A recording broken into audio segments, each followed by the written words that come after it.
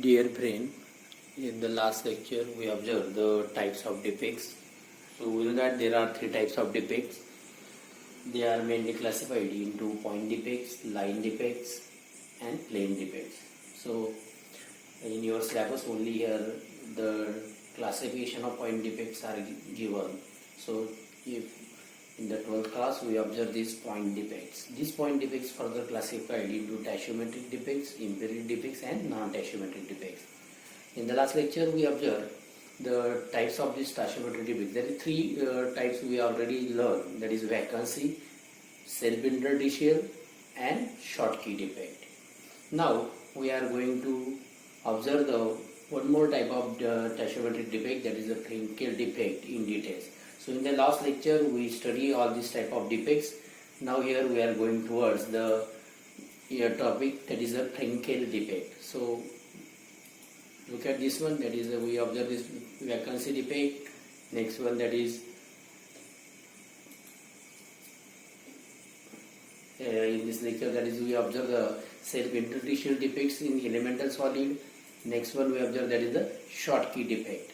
Okay, and now we are going to observe this one, that is the Frenkel defect. So in this type of defect, an ion of an ionic solid is missing from its regular site and it occupies the interstitial position. So generally we know that whenever that particular ion is try to occupy the interstitial position, so we know that at that interstitial position there is a somewhat small space is there as compared to the lattice point position. So generally, as we are talking about the ionic solids, so it always contains the cations and anions. So in that cations and anions, we know that the cations are smaller in size as compared to the anions. So mostly the cations which are smaller than anions are occupy this interstitial side. So if you look at this diagram, here we can observe how these cations can occupy this interstitial side in that particular type of defect. So as these occupy this interstitial side, so they create the vacancy at its original position and the interstitial defect at its new location. That means if you look at this diagram, here we can observe that how these cations occupy this interstitial position. Look at this diagram now. So here one of the cation is missing from its position and this cation occupy this interstitial side. So as this cation is missing from its position, it occupies at its interstitial side. So at the place or at the lattice point position of this cation, there is a vacancy is generated. Similarly, one more case you can observe, that is the cation is moved from its lattice side position, that is from its regular side position to the interstitial site here, and so here it always occupies this interstitial site position and here the vacancy is generated at the position of this cation.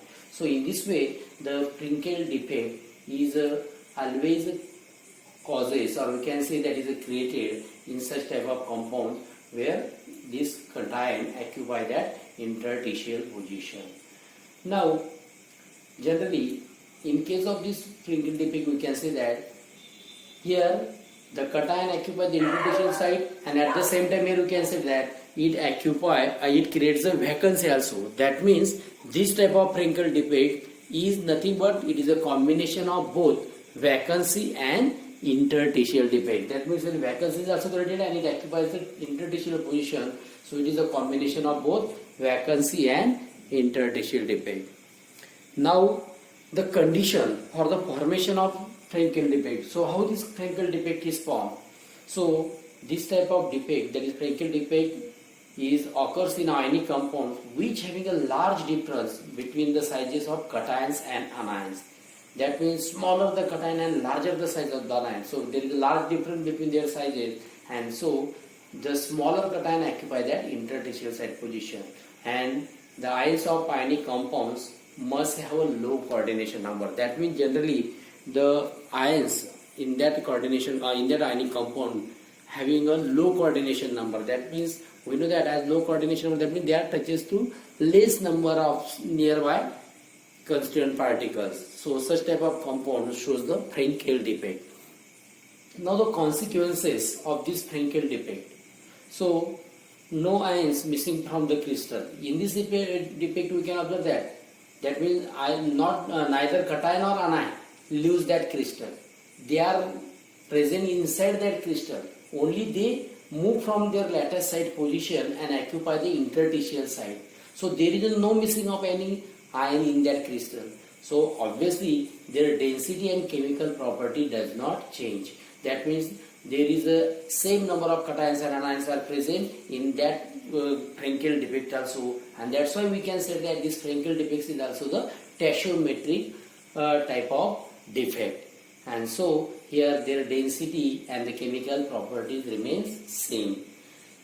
This defect here we can say that is equal number of cations and anions in the crystal shows the electrical neutrality. That means if we look here, even though the cation is moved from its lattice site position, but the number of cations and anions in that Frenkel defect is always remain same, and that's why it maintains the electrical neutrality. So we can observe this type of Frenkel defect in ionic crystals like zinc sulfide, silver chloride, silver bromide, silver iodide, and calcium chloride. So this is the one of the type of that tachyometric defect, that is a Frenkel defect. Now we are going to the next one type of defects, that is the second category of these defects as we are observing at the starting of this unit. That means in the starting we can observe that is a classification of this one, that is point defect. So tachyometric defects, all these four we already observed, and now we are going to the second type of the point defect, that is the impurity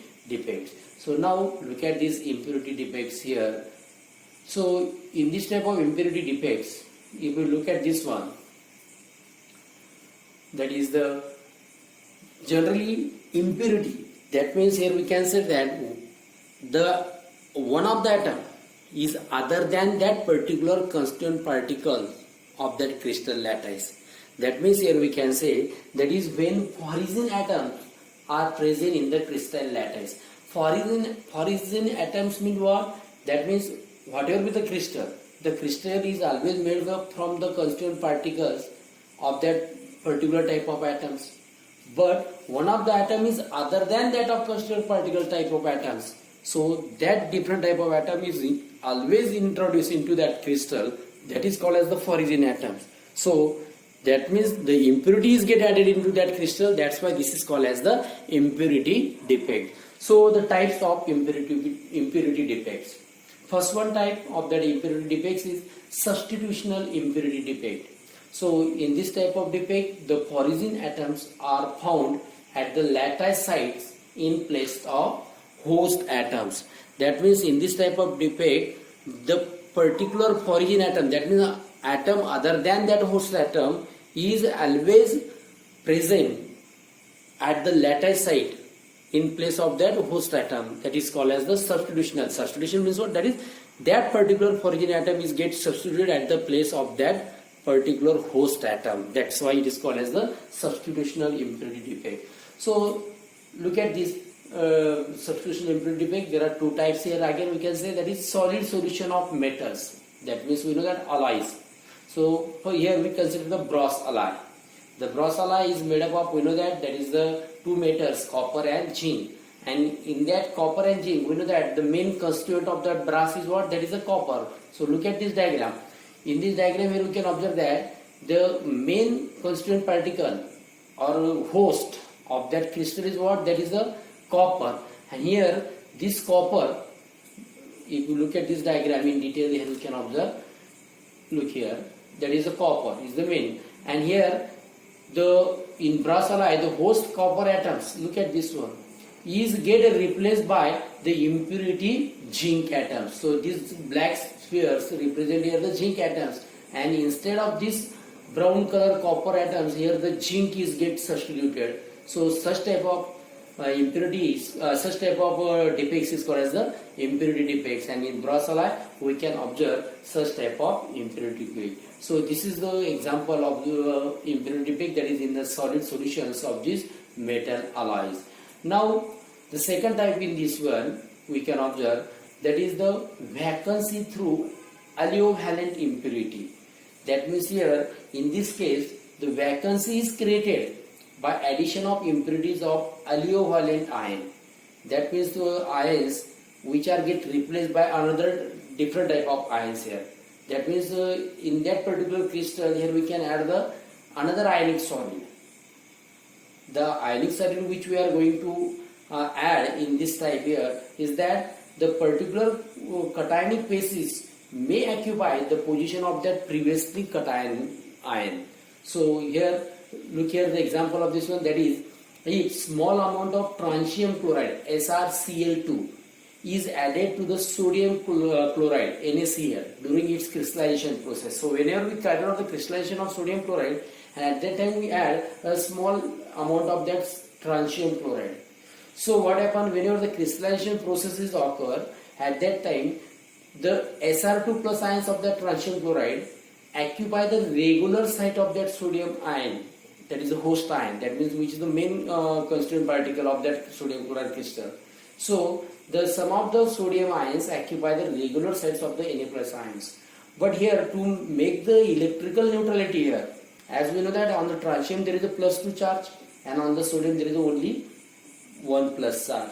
So every Sr2 plus ion removes 2 Na plus ions to maintain the electrical neutrality. That means whenever this transium ion is get added, that is transium chloride is get added, the 1 Sr2 plus ion replaces 2 sodium ions. Then and then only the electrical neutrality is maintained. That means out of 2, now as 1 Sr2 plus ions replaces 2 sodium ions. So look at this diagram here. In this diagram here we can observe that, look here. Now in this diagram here we can observe that there is 1 Sr2 plus ion is get substituted by the sodium ion. So this 1 Sr2 plus ion now replaces the 2 sodium ions. That means one of the sodium ion is from here and the one of the sodium ions position is get occupied by this Sr2 plus ions. That means there are 2 sodium ions are get removed by this 1 Sr2 plus ions, and out of these 2, one of the vacant site is occupied by this Sr2 plus ions, transium ion, and one of the vacant site, lattice site of that sodium ions remains vacant, and here it creates the vacancy. So the vacancy of sodium ion is created in this case. So in this way, this impurity defect here we can observe, that means whenever we add the smaller amount of this transium chloride in that crystallization process of sodium chloride, so we can observe such type of defects here also. So that is about the substitutional impurity defect. So next one, that is we are going to observe, that is second type of this impurity defect, that is the first we observe substitutional impurity defect, and now the interstitial impurity defect. So generally the impurity atoms in this type of defect, the impurity atoms occupy the interstitial spaces of lattice structure. That means we know the better example, stainless steel.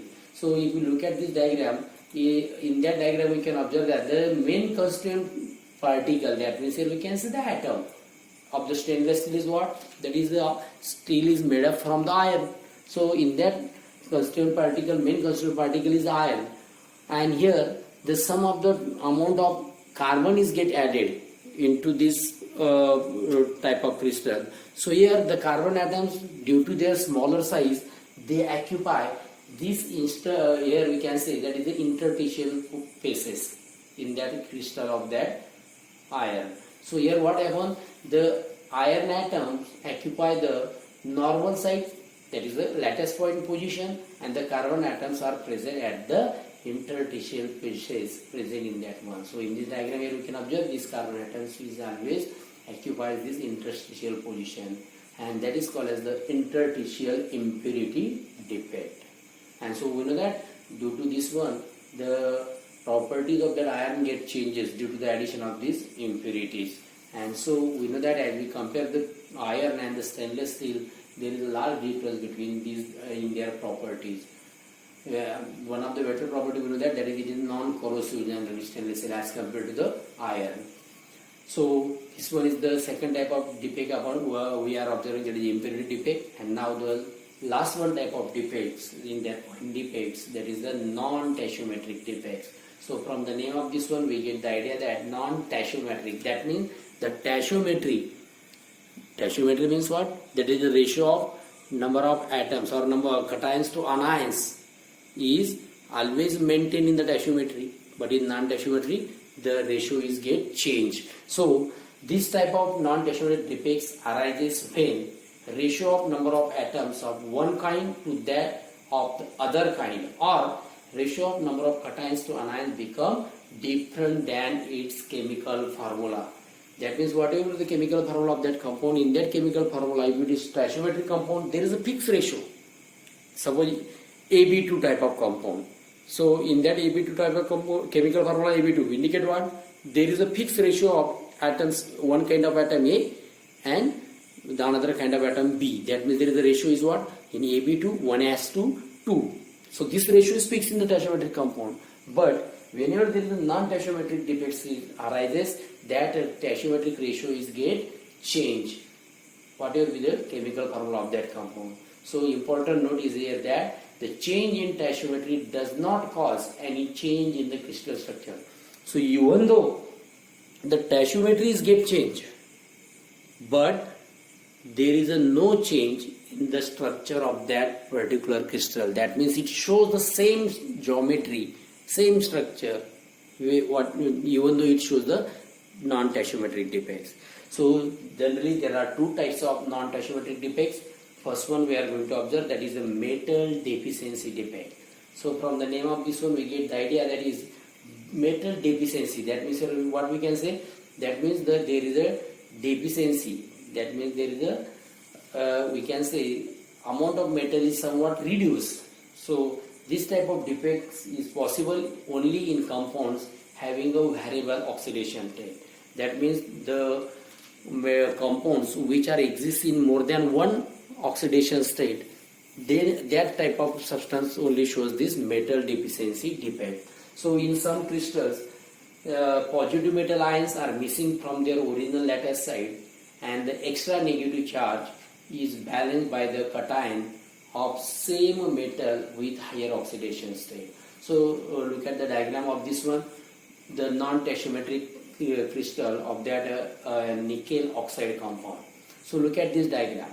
So in this case where we can say that is this defect occurs, how it is found, that is positive metal ions are missing from their original lattice side. So we know that there is the electrical neutrality is maintained. So to maintain this electrical neutrality, however the positive metal ion is missing from their original lattice side, but the extra negative charge is balanced by the cation of same metal with higher oxidation state.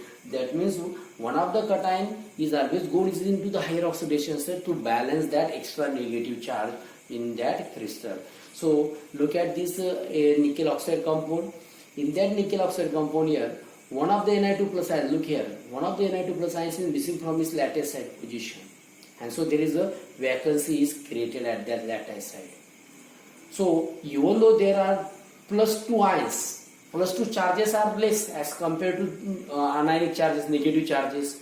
So to balance these plus 2 charges which are less, here the 2 of the atoms of nickels are always goes into the higher oxidation state. That means the deficiency of these 2 positive charges of nickel 2 plus is fulfilled by the presence of 2 of the nickel ions goes into the higher oxidation state, that is a plus 3. So plus 3, that means one of the positive is increased by this one and one of the positive charge. That means total 2 positive charge is always balanced by that of loss of one of the Ni2 plus ions. So look at this one. These 2 nickel ions are goes into the higher oxidation state. So these plus 2 charges which are less due to the loss of this one of the Ni plus 2 ions is get balanced by increasing the oxidation state of these 2 nickel atoms. So in this way, here we can observe that one of the, for that particular, here we can talking about this crystal, one of the nickel atom is less as compared to their tachyometry, and that's why there is a deficiency of nickel atoms. So that's why metal atoms. So we call this type of defect that is a metal deficiency defect. And here the ratio of number of atoms, or we can say that is a cation to anion ratio, is always change. That means it is not balanced. So that is called as a non-tachyometric.